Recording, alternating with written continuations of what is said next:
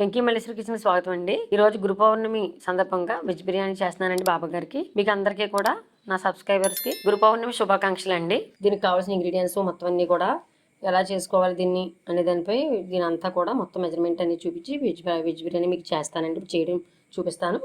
దీనికి కావాల్సినవి అరకిలో 2 గ్లాసులు బియ్యం తీసుకున్నానండి. 1 కేజీవి. ఇవి శుభ్రంగా 3 సార్లు దాకా కడుక్కొని శుభ్రంగా నానబెట్టుకుని ఇలా పక్కన పెట్టుకున్నానండి. 10 నిమిషాల ముందు అలా చేసుకోండి. టైంని బట్టి పావుగంట ముందు నానబెట్టుకున్నా పర్లేదండి. దీంట్లో ఒక టమాటా చిన్న ముక్కల కింద కట్ చేసుకున్నాను పొడవుగా. మీడియం సైజు ఉల్లిపాయలు 2 పొడవుగా చీరుకున్నాను. ఇదిగోండి 4 పచ్చిమిర్చి నిలువుగా చీరుకున్నాను. ఒక బంగాళదుంప ఇలా ముక్కలు కోసుకున్నానండి.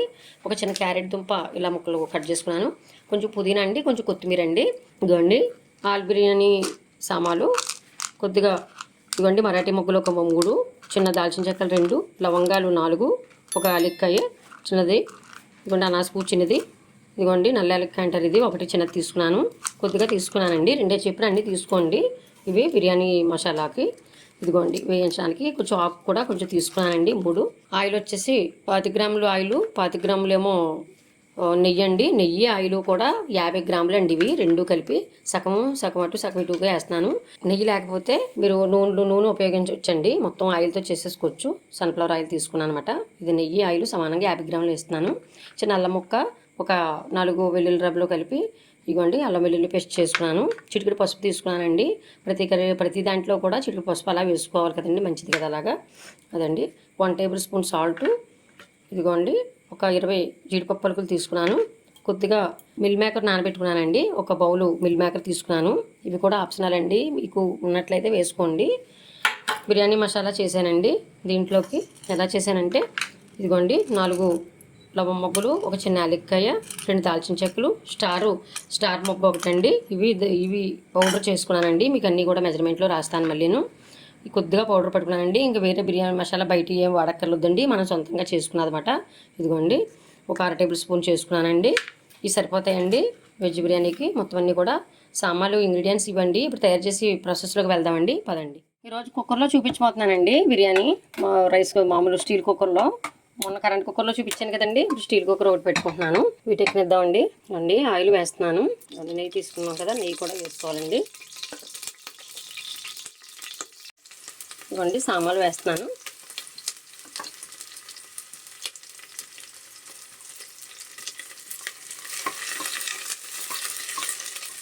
సామాన్లు దూరగా వేగేయండి బిర్యానీ సామాన్లు. ఇప్పుడు ఉల్లిపాయ ముక్కలు వేస్తున్నాను. పచ్చిమిర్చి వేసాను.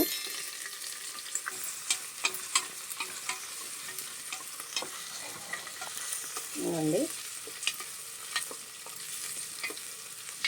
బిర్యానీ ఆకు ఉంది కదా, వేసాను. లైట్ దూరగా వేయించేయడమేనండి. ఎక్కువ బాగా పచ్చివాసన వరకు లైట్గా వేయించేయడమే. బిర్యానీకి అంతగా ఎగిపోతలేదు. సామాన్లు మాత్రం అసలు బాగానే వద్దండి. లైట్ అయిపోయిందండి ఇది కుక్కరు, అందువల్ల మీకు కనిపించట్లేదు ఇది.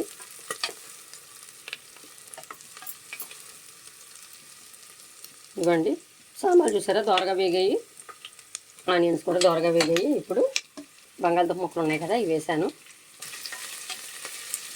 ఇటువంటి స్టీల్ గడ్డలకి ఇటువంటి చెక్క గడ్డే వాడుకోండి, గీతలు పడకుండా ఉంటుంది. ఇదిగోండి టమాటా ఉంది కదా, టమాటా వేసాను. ఒక క్యారెట్ కూడా వేసేస్తున్నానండి.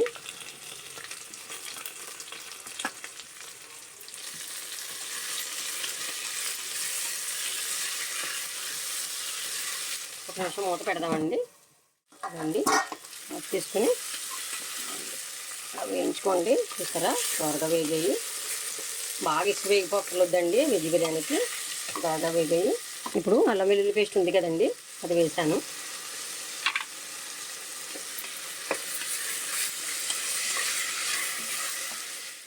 పుదీనా కొత్తిమీర ఉంది కదా, ఇది కూడా వేస్తున్నాను. అడగట్టకుండా వేసుకోండి. మసాలా ఫ్లేవర్ అంతా కూడా పట్టుకునేటట్లు మీడియంలోనే ఉంచుకొని, స్టవ్ మీడియంలోనే పెట్టుకుని ఇలా వేయించుకోండి, బాగుంటుంది. ఇలాగా వాటర్ సిద్ధం చేసేసుకుందామండి. రెడీ అయిపోతున్నాయి. వేసుకుంటూ ఉండాలండి. ఏంటండి బాగా వేగింది. మిల్ మేకర్ ఉంది కదండి, శుభ్రంగా కడిగేసుకున్నాను 4 సార్లు దాకా. నానబెట్టుకోవాలండి ఫస్ట్. మిల్ మేకరు బిర్యానీకి ముందు, వెజ్ బిర్యానీకి ముందు నానబెట్టుకోవాలండి చక్కగాను. ఇదండి ఇలాగా వేపుకోవాలి. మీకు అల్లం వెల్లుల్లి పేస్ట్ దొరకని వారు ఏదైనా కంపెనీ అల్లం వెల్లుల్లి పేస్ట్ బ్యాచిలర్లు అయితే కంపెనీ అల్లం వెల్లుల్లి పేస్ట్ తీసుకోండి. నేను చూపించినట్టుగా 2 టేబుల్ స్పూన్ వాడుకోండి. బిర్యానీ మసాలా కూడా ఆర్చి కానీ మరొకటి ఏదైనా ఎవరెస్ట్ కానీ మంచి కంపెనీలు ఉంటాయి కదా, ఇవి కూడా వాడుకోవచ్చండి. పౌడర్లు ఇంట్లో ఉంటున్నాం కనుక మేము పౌడర్లు చేసి చూపిస్తున్నాను. లేనంత మాత్రాన మరి ఏం చేస్తామండి, అవలేని వారు తెలుసుకోవాలి కదా. అలాగా ఇది కొంచెం జీడిపప్పు వేయిస్తానండి. పక్కన జీడిపప్పు వేయించేద్దాము. కొంచెం ఆయిల్ వేసుకుని వేయిందామండి, కొంచెం బాగుంటుంది. అలాగా జీడిపప్పు తీసుకున్నాం కదండి, కొంచెం వేపుకున్నాం, కొంచెం కలుపుకుందామండి. అసలు దగ్గరే ఉండాలండి, మాడపెట్టద్దు, అసలు కట్టనివ్వద్దు, కలుపుకుందాము. ఇదిగోండి బిర్యానీ మసాలా పౌడర్ ఉంది కదండి, ఇది కూడా వేసేసాను. ఇదిగోండి సాల్ట్ ఉంది కదా, అది కూడా వేసేసాను.